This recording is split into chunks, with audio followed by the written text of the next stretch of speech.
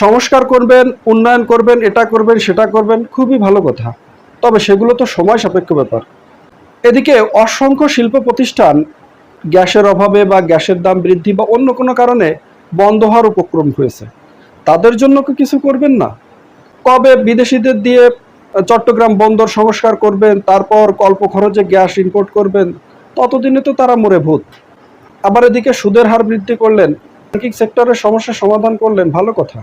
কিন্তু এটা যদি দীর্ঘস্থায়ী হয় তাহলে তো সেটা দেশের অর্থনীতির জন্য ভয়াবহ একটা অবস্থা ডেকে আনবে।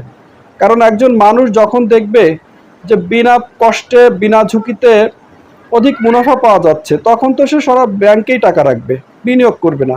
একজন উদ্যোক্তা তো ঋণ গ্রহণ করতে বাধ্য হবে তার প্রতিষ্ঠান পরিচালনার জন্য, কিন্তু উচ্চ সুদের হার পরিশোধ করতে ব্যর্থ হয়ে সে ঋণ খেলাপিতে পরিণত হবে। আবার ঋণ পরিশোধের জন্য সে দ্রব্যমূল্যের দাম বৃদ্ধি করবে, যা সাধারণ মানুষের উপরই পড়বে।